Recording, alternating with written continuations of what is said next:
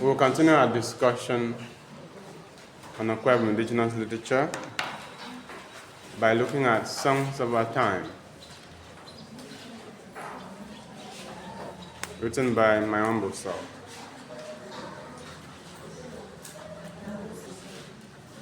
The Songs of Our Time, this is the first edition,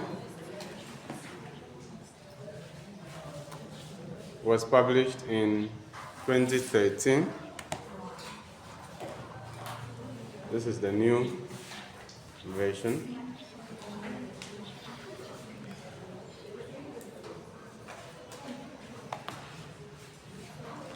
By my humble self, it is my first poetry collection.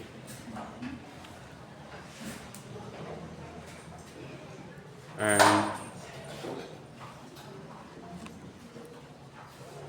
by the time I wrote it, I was doing my master's in the University of Eyoh, around between 2011 and 2012. That's when I wrote the work, and it was published the following year, 2013.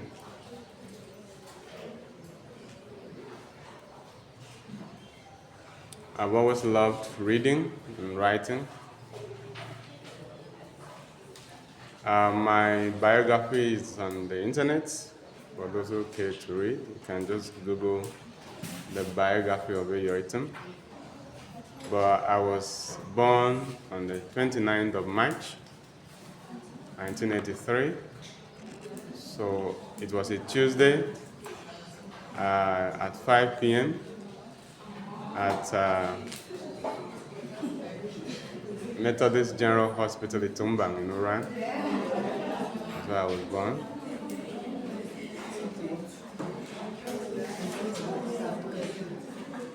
And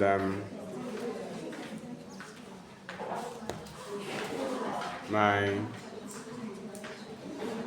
parents, my dad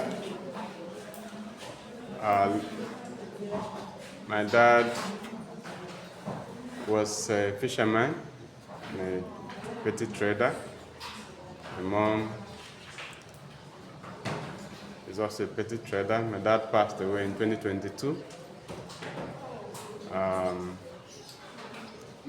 For most of our childhood, we lived in Cameroon at a place called Bekumu, Cameroon. The Bibio name for the place is Ubenekang. It's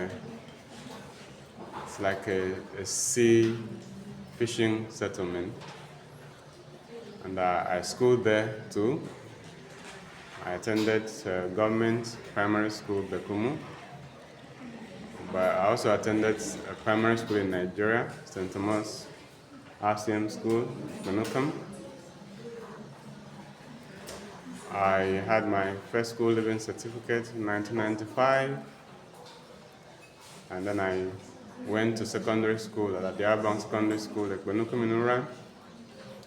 And you must understand that for most of our life we lived in Oran, but we're actually from Okobo, Atabang, Okobo local government area in Tribal State. And I completed my secondary school in 2001. And while in secondary school, I developed love for reading, and later I started writing. I produced my first manuscript while in secondary school as an SS2 student. The manuscript was entitled The Young Killer, but it was published in 2005 when I was in the university as Pasticles. So that's my first novella. And that's how my journey started as a writer, as a creative writer. So after I left secondary school, I taught briefly at Udwa Basi Nursery and Primary School at the Tumba in the Orlando government area. And the school is still there. I taught between 2001 and 2002.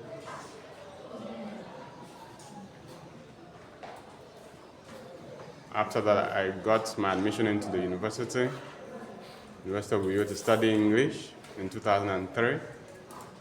I left. So it was in the university that I wrote most of my books. My first book was published in 2005 when I was in year 2, crossing to year 3. The book is Particles I've said. It was used in the university by year 1 students for book review.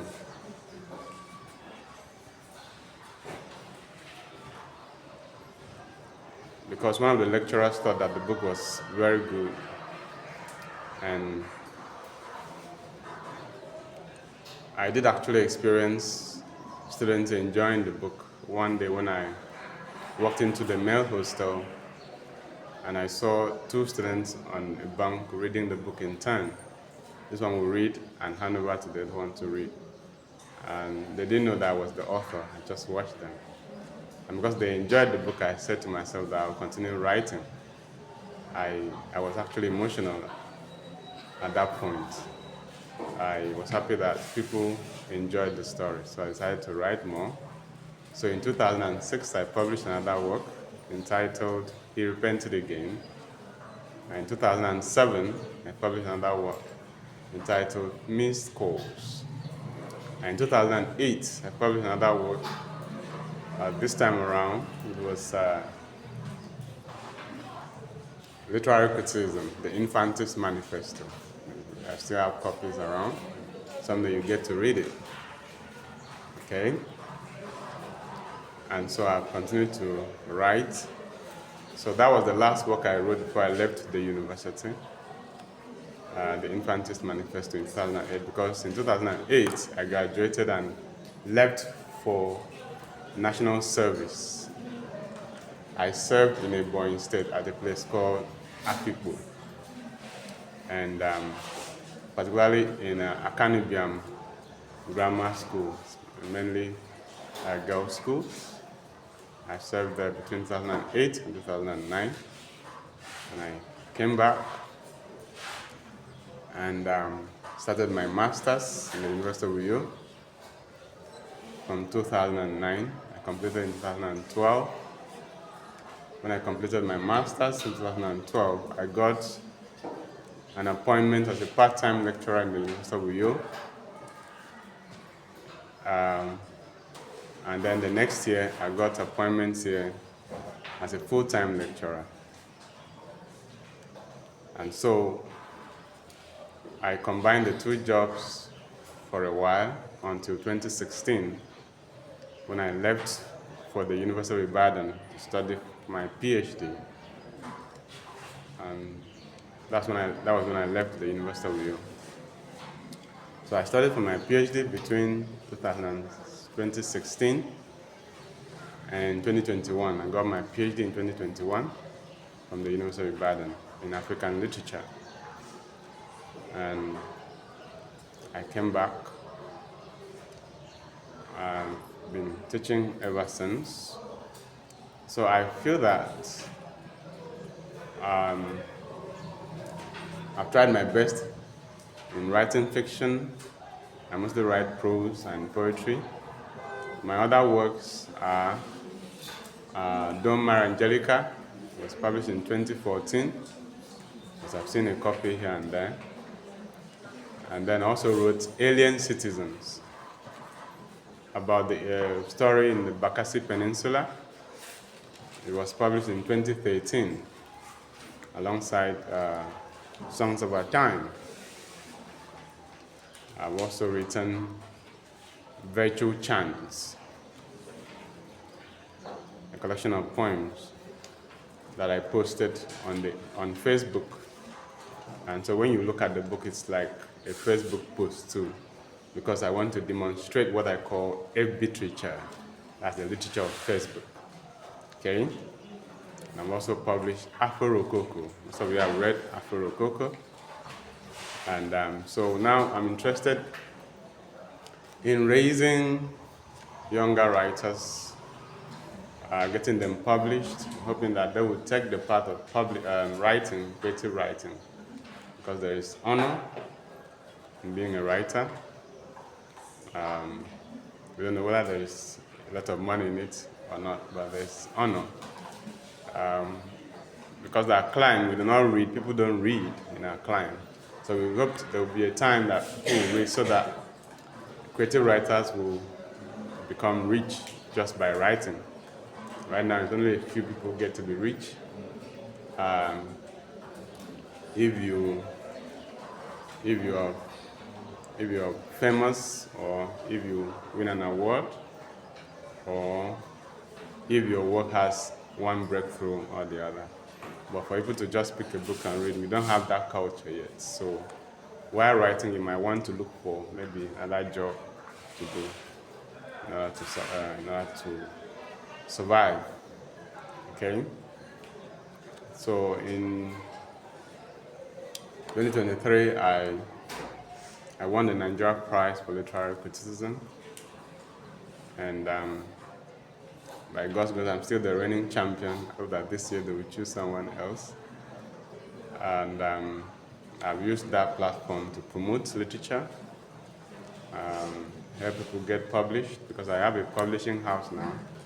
So if you have a book, like a manuscript, you can submit, and I hope we can get you published at a minimal cost, because that's what we exist for. So even this project that we're going on at Eyoh, I think we can produce something lasting, because literature is what lasts after we have all left this earth. Literature is what remains. It's one of the artifacts of our existence. There are many other artifacts, of course, like painting or any other art object, but literature is also an art object that, if you can, you should create it. Okay, either personally or collectively, so that will outlive you and continue to inspire the next generation, because you might never know. All right? So, let's look at songs of our time. Basically, poetry is song. So when we say songs of our time, it's like saying poetry of our time.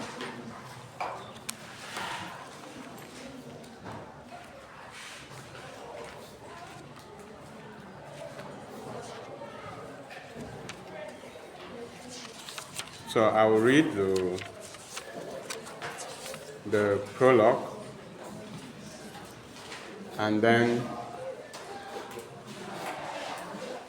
that prologue will open up, let you know exactly what the poems in the collection are all about, because they are about contemporary issues. They're contemporary issues. That's what we mean by songs of our time. The things that are happening in the environment at the moment. So after reading that, I might select some other poems that depict contemporary themes, and I want you to take note of them. But most importantly, I will dwell on poems that I write about the people who have affected my life positively, because you see, we cannot really grow in life without people. Sometimes it could be our parents, sometimes it could be our brothers, sometimes it could be our sisters. Sometimes there could be total strangers that were there for us when we needed them.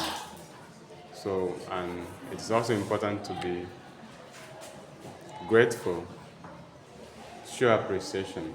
And for me as a poet, the way I show appreciation is to write a poem about the people I care about, the people I love, the people people who have affected my life positively. Songs of our time. I will sing of things such that will make the mouth heavy to recount. I will chant of events such that will block the human ears to receive. I make these notes of times yet past, of men who were heartless, of brothers who sold their own blood to aliens, of husbands who sucked their subjects dry. I will sing these melodies of agony. I sing these melodies of agony about land of promise without fulfillment, about Canaan land flowing with blood and hatred. I sing of youths who grew old in their teens. Let my lyrics rise in ceaseless smoke and envelop the already dark land and sky, to block the vision of the blind men who lead our heritage towards the cliff of doom. Let my songs get to Akwa in the depth of Akwa. Let the Sienu and Itiaba converge for the meat of the gods. I will sing of men and women who disown their children. I will sing of times in our body politic when men run amok like mad dogs. I will sing of the reggae of violence danced to by politicians with beastly hearts. I will sing of the hip-hop of corruption, of its rhythm vibrating the sinews of the society. I will play the guitar of oppression suffered by the amazed masses, caused by the mad and mindless leaders who promise false succor every selection season. I will make drumbeats of evil professionals, bankers, lawyers, accountants, doctors, who strangle the system and destroy the economy for the benefit of their families and aides. I will sing of my old grandma and others of a kind in the dark villages who lived and died in abject penury, and shielded by the elitist umbrella of feminism. I will cry to unburden my heart of sudden realities I saw in the dark. I will bewail the newly dug graves, the destiny of talented youths. I will sing in alto and soprano. I do not care who cares to know why children die in their sleep while their mothers dance in party halls. I like to sing of times so hard and harsh, of soil that refused water, and of sky that refused sun and rain, leaving humans to suffer the effect. I will solo my part in baritone. I will do the chorus in tenor. Alone will I conduct my one-man choir to condemn, to implore, to beseech for change, to convert in vain an adamant congregation whose ears are closed to everything virtuous, whose feet tread holy grounds, whose hearts have been soiled by innocent blood. I will sing of change and of repentance, of penitence and total turnaround. I will sing of hope for the future when heaven will return to earth. I will sing of peace that comes after war. I will sing of justice that is soon to come. I will herald the end of evil. I will blow the trombone of eternal bliss. I will sing in endless supplication, awaiting God's will to be done, so that our suffering could be all and over, so I could heave a relieving sigh. Then shall we laugh Harry Larry and run hurry scurry in triumphant shout of victory over the reign of locusts. I will sing the songs of our times, the sighs of the oppressed, the wails of the widows, the murmuring of the masses, the anguish of the youths. Let my songs be heard at Ibom Plaza, where children hawk for a living, where beggars tax the passers-by, amidst moving coffins with live occupants. I will sing facing the north, which is opposite the south, the north of my dreams, the south of my sorrows. I will sing of the force of unity, FOU, we experience in 19 Nigeria. I will sing of diversity that dispersed us to the four winds. I will sing of leaders who were slaves to power, money, and fame. I will sing of royal heirs who were poor at heart, soul, and blood. I will bemoan the fate of the Niger Delta, a land so rich yet so poor, whose oceanic spring has turned salty, leaving the inhabitants desert thirsty. I will sing hymns of humiliation, as suffered by the intellectual dons, in a system choked into asphyxiation by heartless monsters illiterate at heart. At dawn, my cry will wake and shake and jerk and quake my neighbors, and they will hiss and spit and kick and snap and sneeze and shout at my back. At night, I will sing in sarcasm, despite and bite my tormentor, who shone my sight at noon, because my jeans was faded. I will sing of hope, less and less. I will sing of shame, less and less. I will sing to poor, va, and till. I will holler at heart, less and less. All right, so that is the prologue for Songs of Our Time. And as I said, it introduces the poems in the collection. The contemporary themes that are raised in the poems are also hinted in those lines. And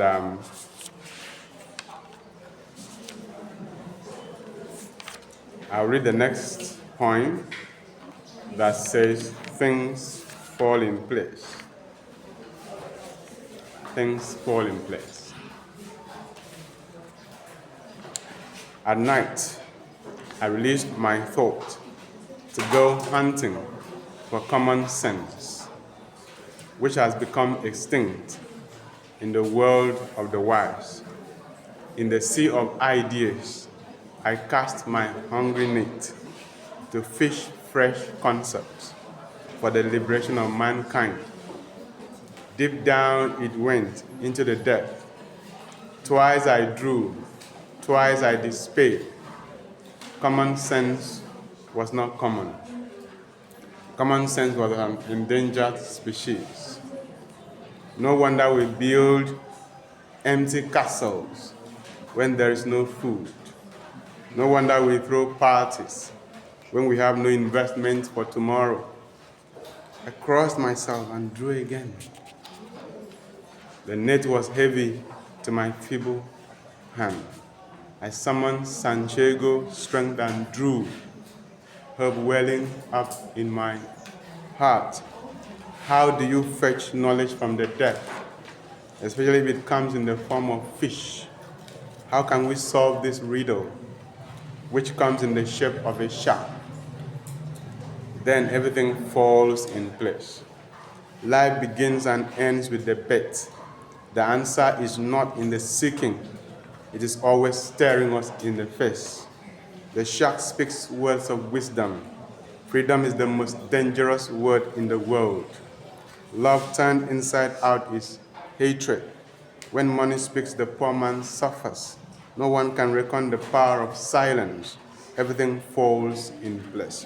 The shark is hated for being himself, hunted for telling the truth on humanity. Knowledge is truth. The last I checked, it was still bitter. Representative democracy speaks volume. Rights are for those on the right. Those on the far left have left the true path. No water, no light, no food, no road, no job. They must be in hell for being on the left. The mighty whale rules the other fish in his belly. This is the democracy of the fishes. Freedom of the fishes in the belly of the mighty. Freedom, the most dangerous word in the world. Things fall in place. I see why we laugh in tears. Things fall in place. Our happiness is the unhappiness of others. We glory in the shame of our neighbors. We rob joy and give sorrow. Things fall in place. The world eats shark. The shark eats catfish. Catfish eats shrimp. And shrimp eats water. The conqueror is conquered by another conqueror. The The great circle of life which moves us all, no one is an exception. The poor are wealthy in their own way. The rich are poor in their own way. The rich man looks for a needle and finds it in the house of a poor man. The poor man wants the rich man's wealth. The rich man needs the poor man's peace. Everything falls in place. All right, so this poem, I like to explain things fall in place, has the quest motive. This poem has the quest motive or the search motive because the persona appears to be looking for something. Okay? And then another motive that you can have in the poem is the fishing motive. Right? The fishing motive. Most of the people in Akwa Ibom said are into fishing or fish farming or the fish industry. So you could see how that oral tradition is now used as material for poetry. Okay? As I said, my dad was once a fisherman, so the motive is drawn from the Akwa Ibom environment itself because the people are into fishing. So we use that to write poetry. And so the persona is looking for something through the motive of fishing. That's why the first stanza says, "At night I released my thought to go hunting for common sense, which has become extinct in the world of the wise." Okay? Also, another occupation that is not among Akwa Ibom people is the occupation of hunting. Okay? So you can hunt for animals, you can also hunt for fish. Okay? So in the second stanza, I say, "In the sea of ideas," which is a metaphor, the sea of ideas, I cast my hungry net. Okay, hungry net here is a kind of personification because nets ordinarily cannot be hungry because hunger is a human act. To fish fresh concept. In the sea of ideas, I cast my hungry net to fish fresh concept. In the line "to fish fresh concept," you could see the use of alliteration, to fish fresh concept, where you have the repetition of the fricative sound there in fish and fresh. All right? For the liberation of mankind. So we're looking for something that will bring about the liberation of mankind. In the later part of the poem, we realize that what we are looking for is the right knowledge that will bring about the liberation of mankind, because you need knowledge for liberation. If you don't have knowledge, because what keeps people oppressed is ignorance, right? What keeps people oppressed is ignorance. So the best way to liberate yourself is, first of all, get knowledge. When you gain knowledge, then you are already on your path to self-liberation or collective liberation if the knowledge is gained collectively as a people. Okay? So for the liberation of mankind, ignorance is what binds people in shackles, whether political shackles, economic shackles, and any form of chain. But knowledge, which is what this poem is looking for, which what the persona is seeking, is what liberates. Always remember that.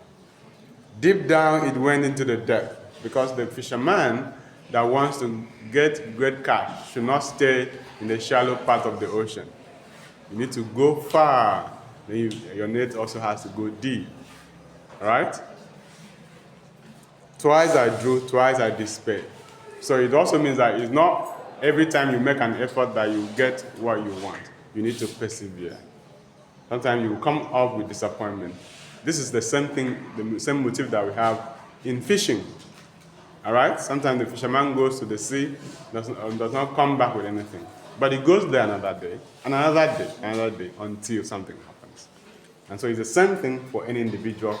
For whatever knowledge you are seeking, for whatever you're seeking out of life, you must have the spirit of perseverance. To be there, keep at it until you get it. Twice I drew, twice I despaired. As the drawing there is the drawing in of the net, but there's nothing in it. Okay? Common sense was not common.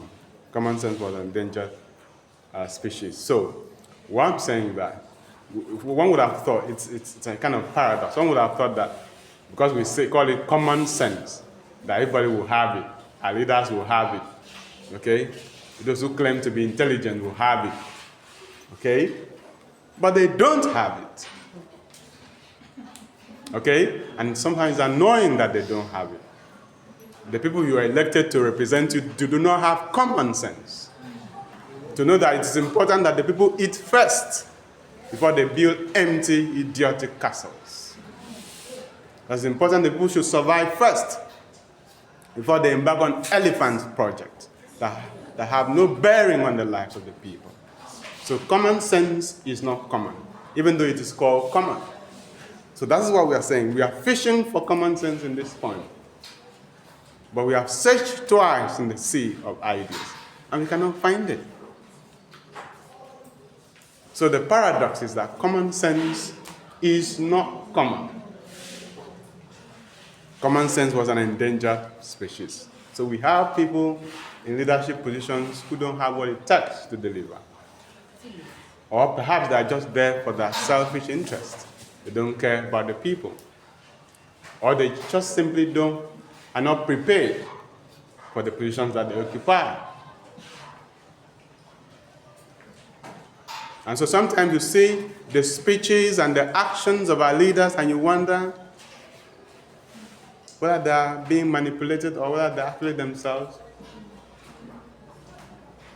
Their policies, the issues they raise, the things they do, are so absurd, so nonsensical, makes no sense at all.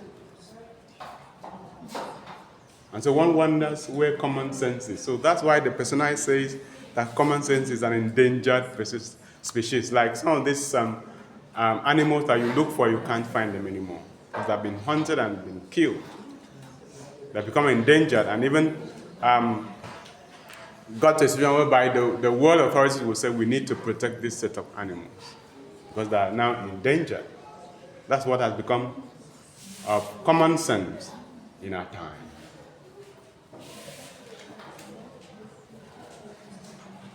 In stanza 4, I say, no wonder we build empty castles when there is no food. That's where there is no common sense.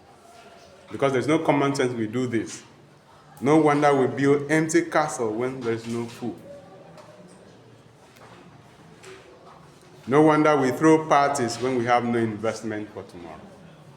The kind of wastages that we recorded in government at the time could have prompted this kind of line, this kind of verse. Because the money was pouring in, you didn't think about tomorrow. So you throw parties, you build empty buildings, and you don't care about the basic needs of man, basic needs of the people are not catered for. Because there's no common sense among the leaders.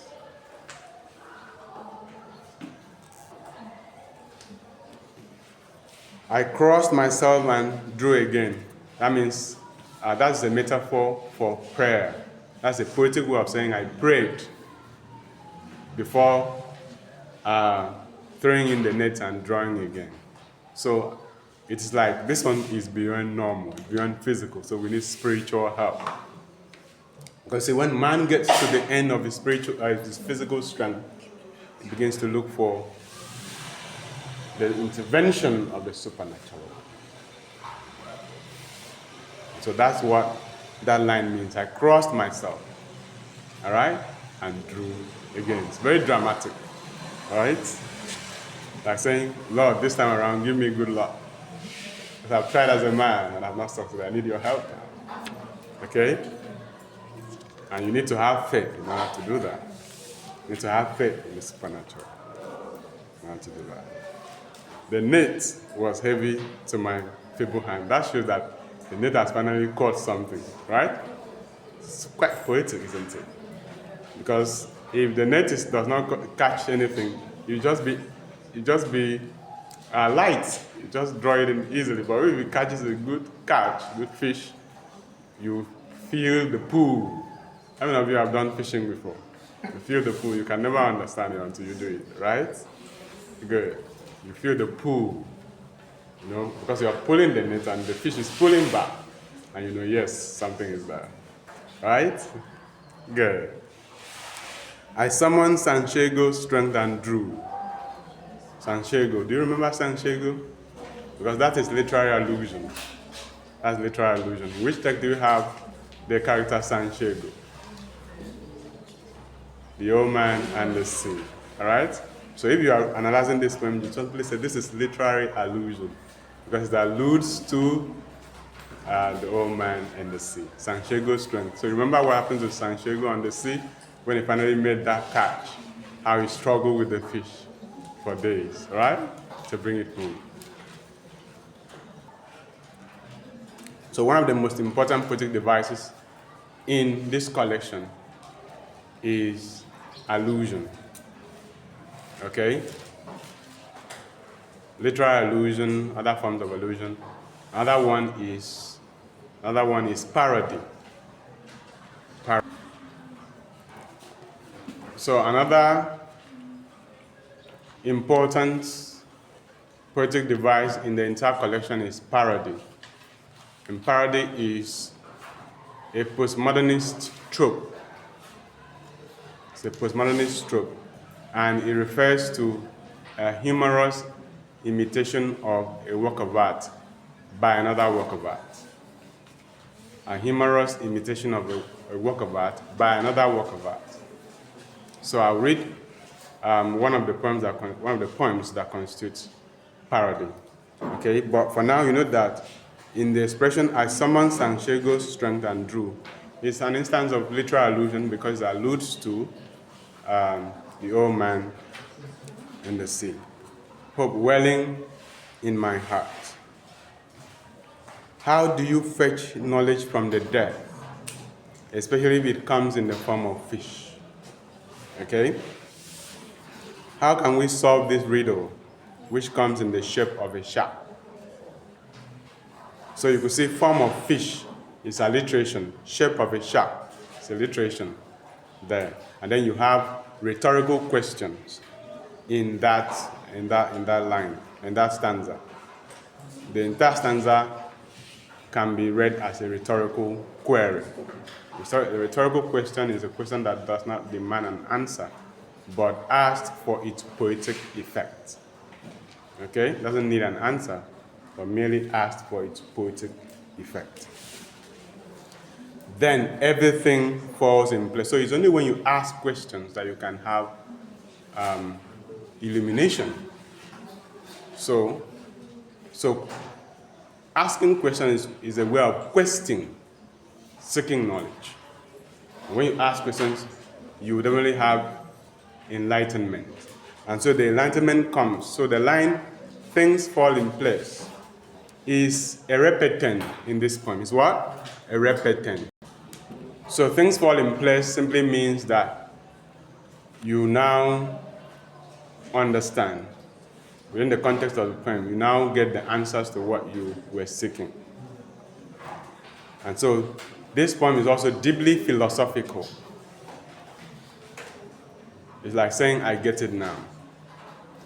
So the philosophical part of the poem, the philosophical part of the poem is seen in the lines, life begins and ends with the bait, B-A-I-T. The answer is not in the seeking. It is always staring us in the face. Those are deeply philosophical lines. The shark speaks words of wisdom. Freedom is the most dangerous word in the world. All through human history, as long as the individual maintains his position, his station of life, there is peace. There's harmony. But once the individual wants to elevate himself, try to become somebody, try to become someone else, get to a higher position, there's going to be opposition. Because freedom is the most dangerous word in the world. As long as the servant stays a servant, there will be no problem with the master. But once the servant begins to assert himself, wants to rise, change his situation and circumstances, he will meet with stiff opposition, blackmail, betrayal, and all sorts of things that is meant to make a life chaotic and put that person back to where they were. Because your attempt to rise is interpreted as a threat to another person's position and well-being. So freedom is the most dangerous word in the world. This is what has happened at every moment in human history, that a group of people decided that they have had enough and they want to change their circumstances. It happened during slavery. It happened during colonialism. It happened during the women's feminist movement, the rise of the feminist movement in Europe. The gatekeepers will not let you in without a fight. Write it down. The gatekeepers will never let you in without a fight. And you have to struggle your way through, because they will not give it to you on a gold platter. You have to show that you are worthy. You have to be ready to turn your hands into a fist and to punch if it is necessary. So, for instance, if you want to learn of how Africans got their independence from the colonial masters, you learn about the guerrilla warfare. Those knowledgeable men who were tagged rebels because they rebelled against the authorities. And so we want our country back. Because as long as the Africans lived in servile peace with the colonial master, everything was fine. But once they decided, I want you to leave so that I can take my country back, the colonial masters will not live without a fight. And if you want your freedom, then you must be ready to fight back. And that's why they left their homes and went to live in the bush. And made sure they made life uncomfortable for them until they decided to live on their own. Freedom, the most dangerous word in the world. Nobody will give it to you on a gold platter. You've got to fight for it.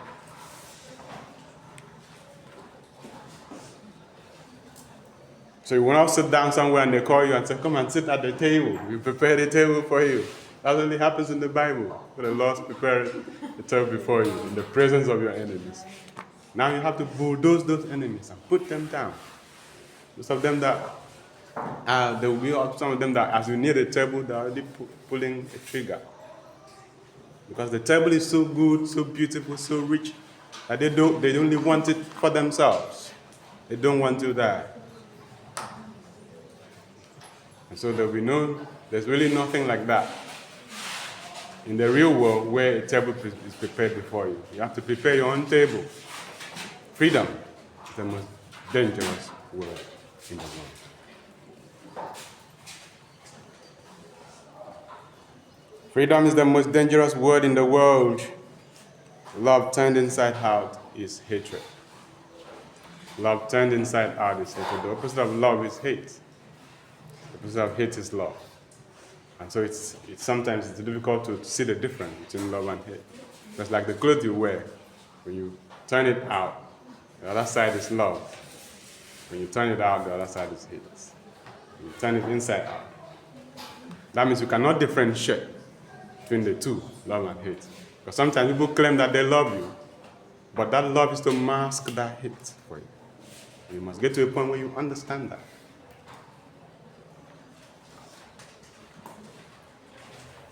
Love turned inside out is hate. It's hatred.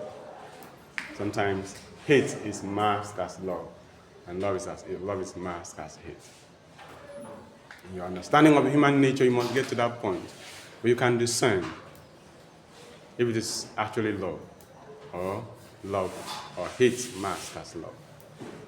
Love turned inside out is hatred. When money speaks, the poor man suffers. No one can reckon with the power of silence. Everything falls in place. Those are deeply philosophical lines that speak to the realities of our time. Deeply philosophical lines that speak to the realities of our time. The shark is hated for being himself, so you must be yourself. You must not try to be someone else.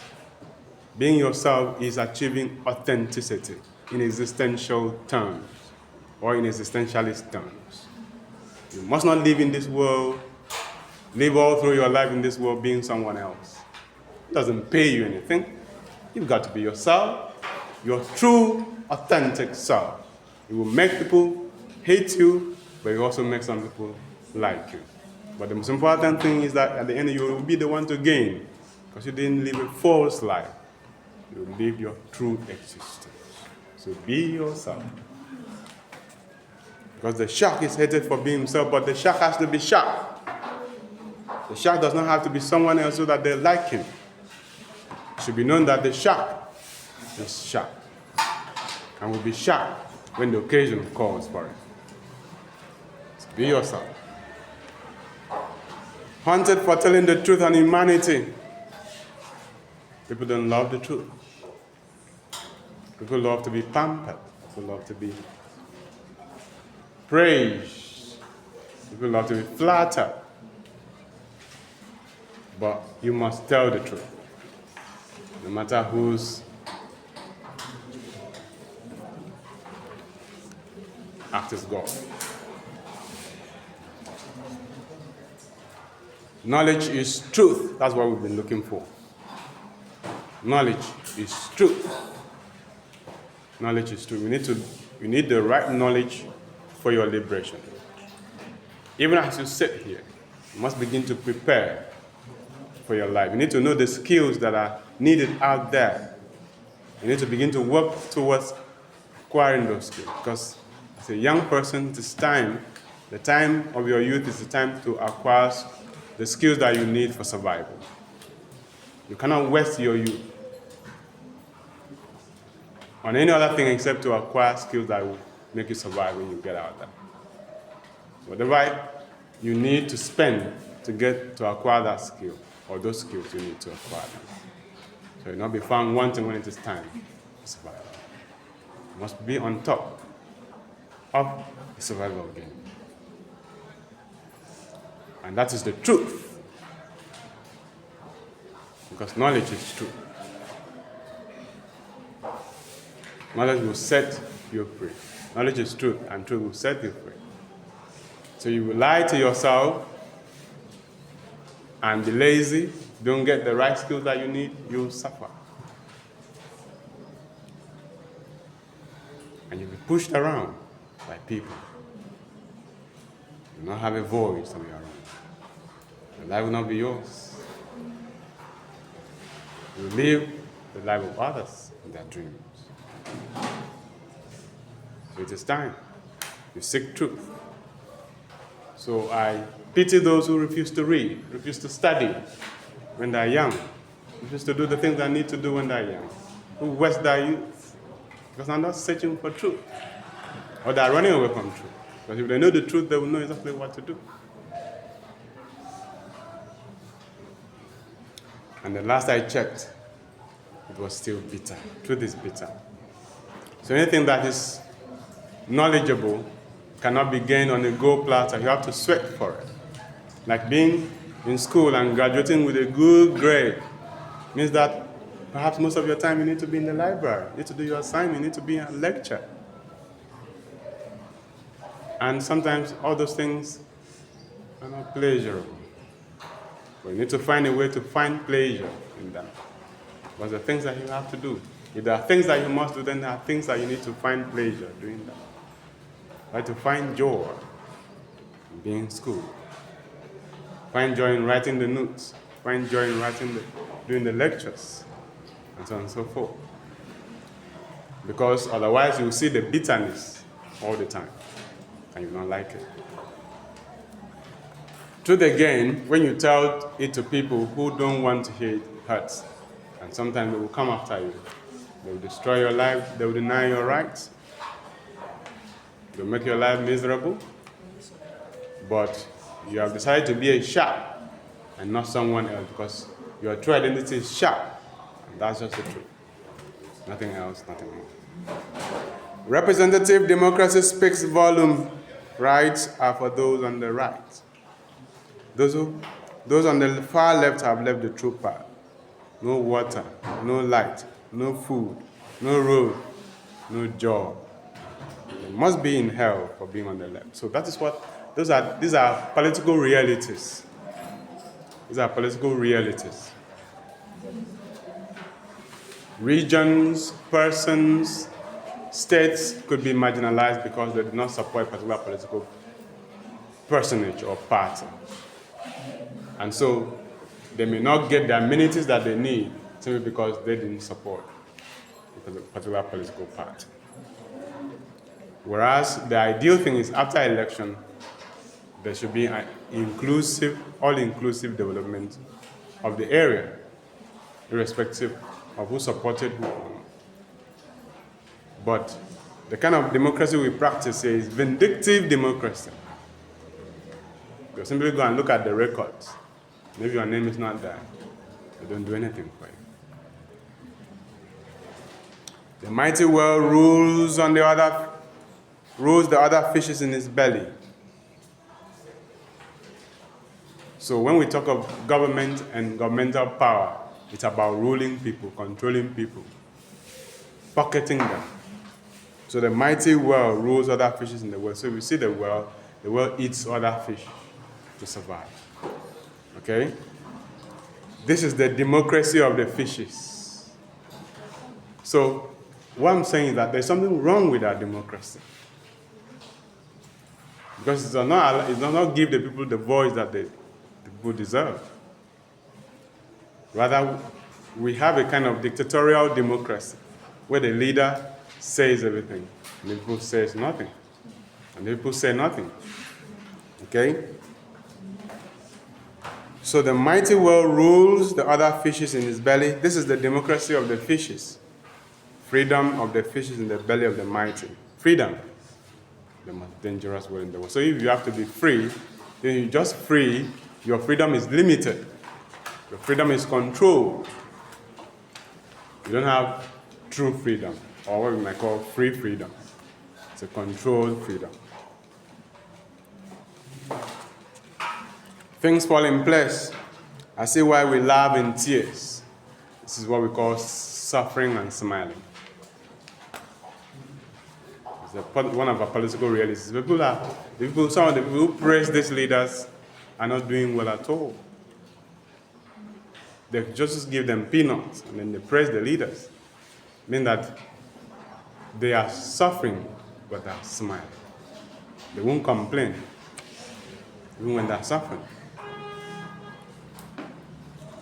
Things fall in place. Remember, things fall in place, it's a repetent, a refrain in this poem, in case you want to analyze it. Okay? Happiness is the unhappiness of others. Someone is happy, and you're not happy about it. Or when someone is sad, you're happy about it. It's realities. We glory in the shame of our neighbors. Okay?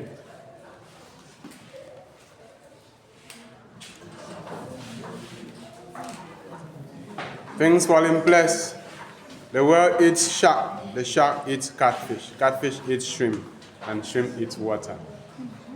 The conqueror is conquered by another conqueror. So that is how life itself is structured. Okay, in hierarchies. Okay?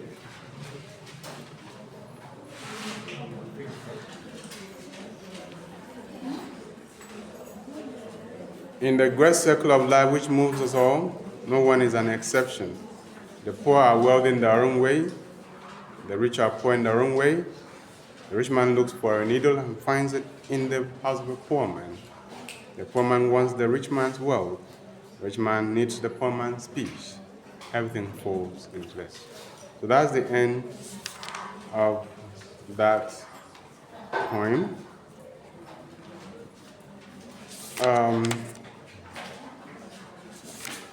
I have other poems in the collection. I have, for instance, a poem entitled Can Pastor that criticizes some of the excesses of the clergy in our society. For instance, that materialism, Can Pastor criticizes the excessive materialism of the clergy. For instance, it says, economically conscious, retelling prayers for cash. Materially maddened, selling the Bible for balloon. Okay? So, some of the pastors are overly politically minded, so it's also discussed in the poem. So you note, when you have the collection, you can read Can Pastor. Can Pastor. C-A-N. Can Pastor, right? There's a poem called Polo Politics that criticizes the kind of politics that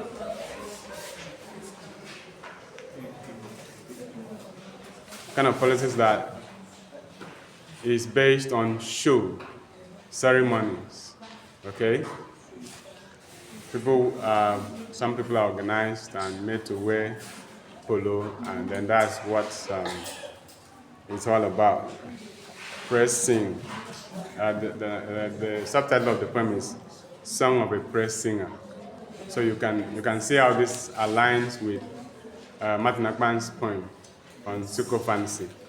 All right? Polo politics, Song of a Press Singer. It says, in sun and in rain, against thunder and the elements, sweat-soaked and weather-beaten, hard-pressed, cramped and mangled, we are committed and resolute in our task. We are the unemployed, employed to chant the praise of him we hate, to carry banners whose instructions we disbelieve, to form the shameless crowd of money-hungry lots who are easily bought with the cheapest currency notes. We play polo politics. Those we praise, we do not love. Those we condemn, we do not hate. Our country is God Almighty rich, and our people are God Almighty poor. We play politics of the stomach, driven by the ideology of hunger. We are the political machineries. We are the political mercenaries. We are up for hire by any okara that can pay. We are the political prostitutes. We are the ideological whores. We are Ajib PLC. Ajib means any government in power, PLC. We are the Ajib PLC. Unnecessary attachment we do not condone. Our business is to end the crumbs thrown at us by Governor Harkenwell. Crumbs produced from the people stolen wealth by Governor All of You. So Governor All of You here reminds us of tortoise tale, and you could see that is where we take the material from. So our poetry, modern poetry, is drawn from our oral tradition, as you can see, all right? But through politics of the polo, we tap back this world during public holidays. That's when they remember the people. And anniversaries, when we have anniversaries, which in themselves are avenues for more looting. So if you know the budget that is made for all those events, you will shout. And when the officials need honor for camouflage, that's when they need the people, okay? Because they will now say, oh, the people support us. See how they've come out in mass wearing polo to come and celebrate our achievement. So it's only on those occasions that they need the people, these press singers, whom they pay. Some of them, they will pay 1,000 at the end of the day, some 2,000, all right? Some 500, okay, at the end of the day. Just to come and wear the polo and shout. Whatever the politician is saying, they will shout and hail. Yes. You understand? When they need the crowd support for the cameras, right? When they need the crowd support for the cameras, when they for once look up to the people for media hype, they need the people for their media hype to say the people are with us. See what we have done for the people that have come out to celebrate us. But none of those people went there on their own. They don't have any job. Because if someone had a job, they would stay in that shop. Yes. And 500 naira will not make them leave the shop to go and shout, in the crowd. So they simply select the unemployed people and promise them some money and give them polo to wear, Like faith. Politics of the polo, a uniform way of filling a mouth. Politics of the polo, so lucrative. Politics of the polo, how we wish every day were political Christmas. Okay? All right, so I said that, so you could see that this collection contains poems that speak to our contemporary realities. But beyond that, I want to, I'll read one poem that is based on parody from songs of our time, before I go on to read poems that celebrate people in my life that I talked about. Okay? Okay, for instance, there's a poem here that is entitled Oleku, which parodies a song, all right, by that same title. But it's written in pidgin anyway. It says, Oleku, I feel tell you something where you know if you do. Okay, so I'm turning the song on its head, because the song says Oleku. Yes, so I'm simply telling Oluku that there's something that Oluku cannot do. There are some things that Oluku cannot do, so I should stop boasting, right?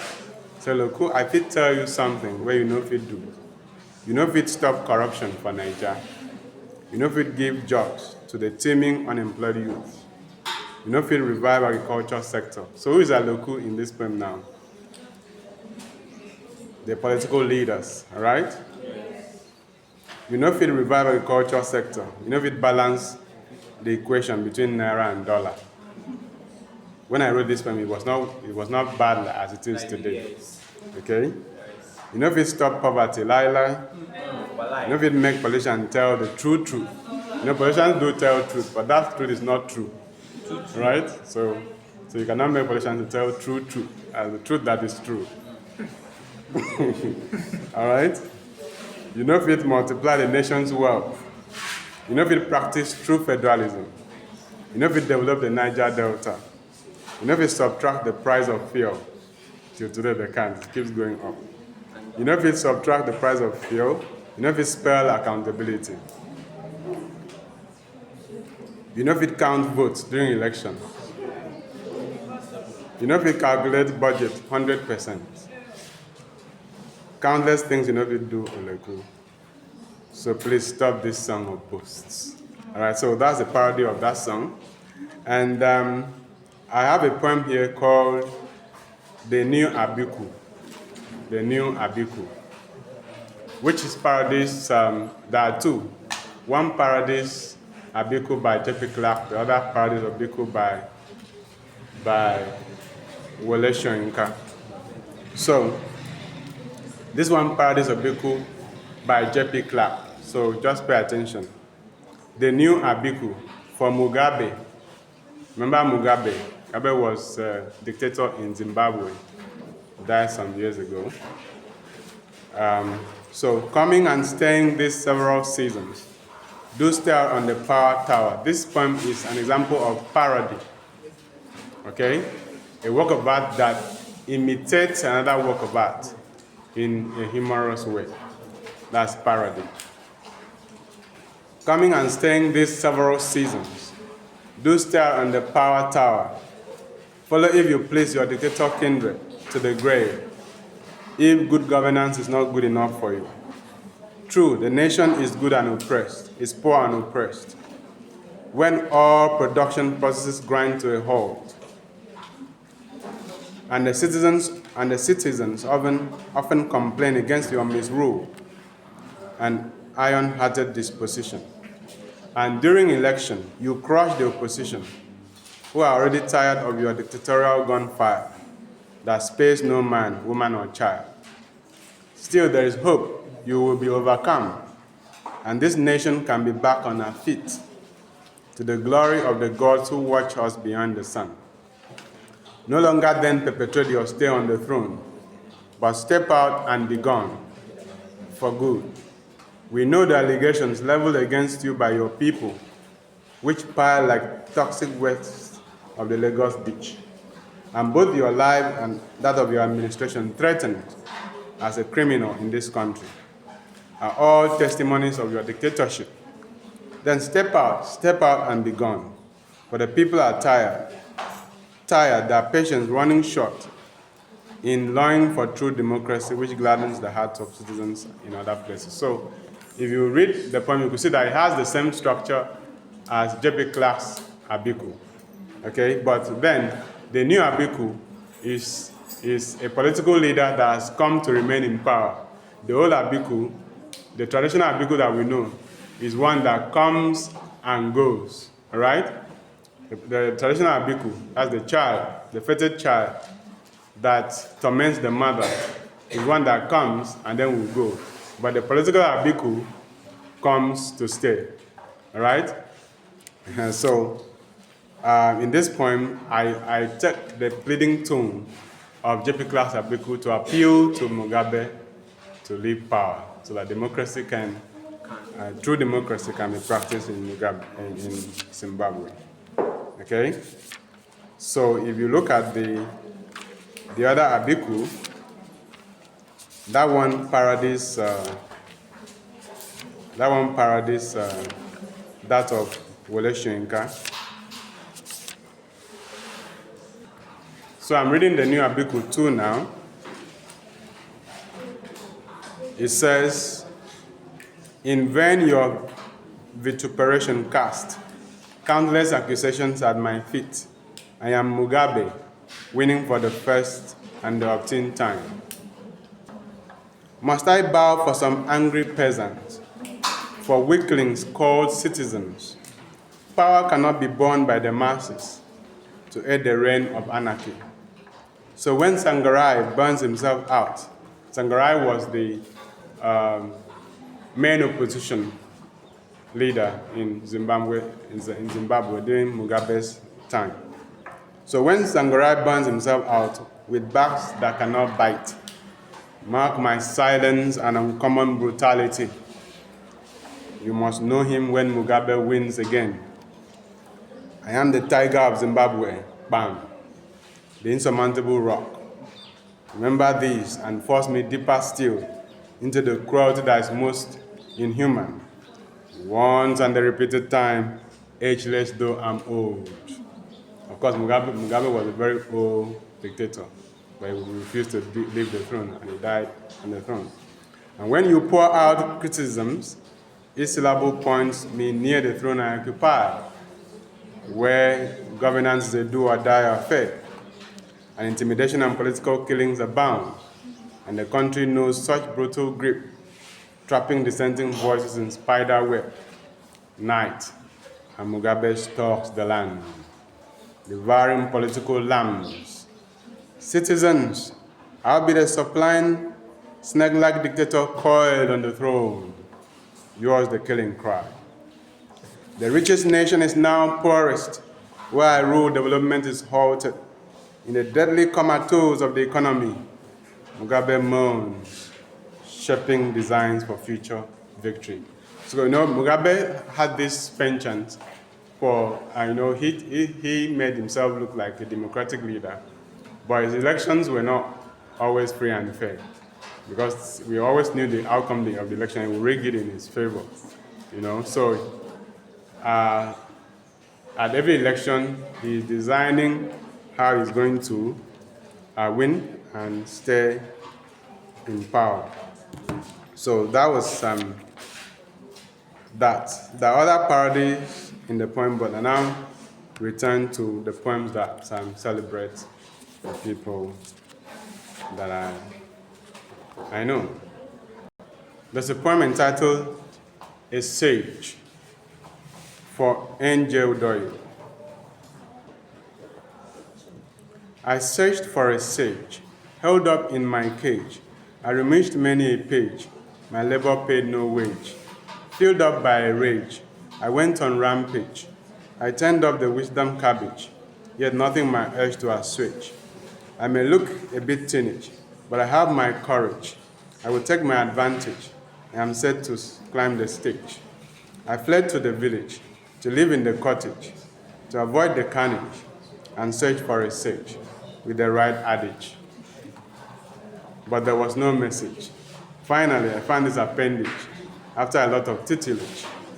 The sage is an ancient guru, despised by many a modern savage. All right? Okay, I think we should pause the class there for today. When we meet again, we'll take another collection. Have a beautiful, beautiful morning.